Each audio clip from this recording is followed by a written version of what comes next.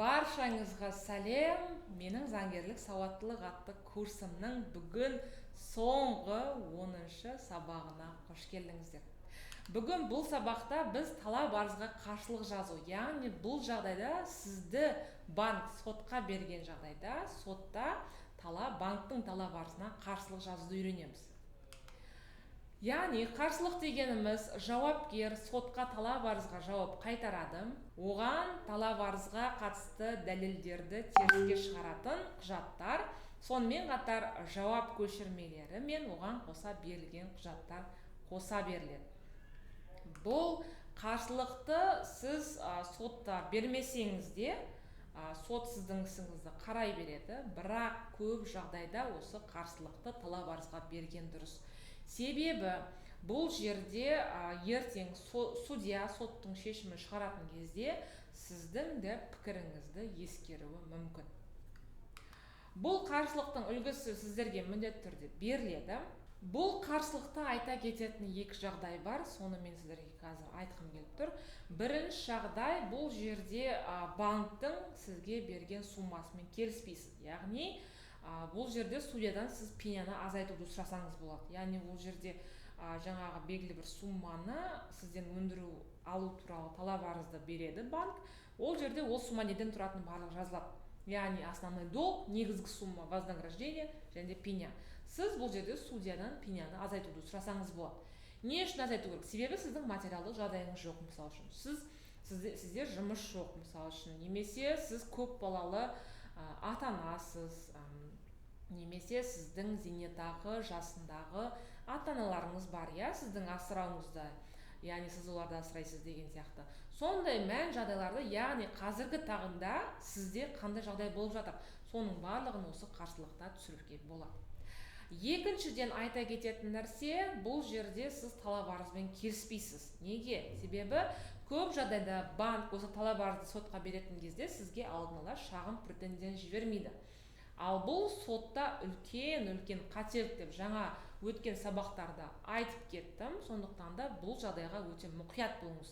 Яғни сіз претензияны, дауды алдын ала келісуге банктен ешқандай шағым алған жоқсыз, яғни бұл талап арызды бергенін сотқа білген жоқсыз деген сияқты уәждерді келтіріп, сондай-ақ мен қарсылықта көрсеткен, үлгісінде көрсеткен заңдардың барлығын пайдалануға болады. Сонымен мен сіздерді шын жүректен құттықтағым келіп тұр, себебі енді сіз заң жағынан кішкене болса да сауаттысыз, банкке, коллекторлық компанияға, онлайн займға, жеке сот орындаушыға жем болмай өзіңіздің құқықтарыңызды қорғауды, сондай-ақ ешкімге артық ақша төлемеуді өте жақсы білесіздер. Яғни осы заңгерлік сауаттылық атты курста берілген білімнің арқасында сіздер тағы да қосымша табыс таба аласыздар. Мысалы үшін, сіздің туысқаныңызда банкте просрочка болды. Ол адамның заңгерлік сауаттылығы жоқ, яғни банкке барып, ол жазбаша арыз жаза алмайды. Сол кезде сіз сенімхат негізінде, яғни доверенность, заңгердің дипломысыз ақ жазбаша түрде арыз ол кісіге жазып бере аласыз. Сондай-ақ банкке барып ол кісінің атынан келіссөздер жүргізе аласыз.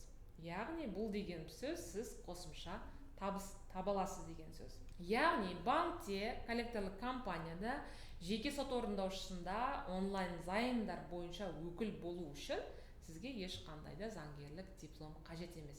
Тек қана сенімхат, доверенность болса болғаны. Әрине, бұл курста барлық заңдарды, барлық ақпараттарды қамту әрине мүмкін емес. Алайда мен бұл курста өзімнің практикамда жиі кездесетін жағдайларды талқылауға тырыстым. Сонымен қатар сізге айтқым келетіні, сіздің заң жағынан сауатсыз болғаныңыз сізден басқаның барлығына тиімді. Әрине, заң жағынан сауатты болу керек, себебі көбінесе өздеріңіз көргендей заң негізі қарапайым адамдарды қорғайды. Ал ол қарапайым адамдар көбінесе ол заңдарды білмей жатады. Заңгерлік сауаттылық атты курс аяқталғанмен сіздің заң жағынан білім алуыңыз аяқталмайды деп үміттенемін. Себебі сіз кез келген уақытта менің әлеуметтік желідегі парақшаларыма кіріп, сұрақтарыңыз болып жатса, қосымша сұрақтарыңыз болып жатса, әрине қойсаңыздар болады. Әрине менің әлеуметтік желім бұл жерде YouTube канал, ол жердегі барлық видеоларды қарап шықсаңыздар болады. Тағы да ол каналдың аты Әйгерім Ермекбай. Одан кейін Instagram парақшамда да өте пайдалы ақпараттармен бөлісуге тырысамын.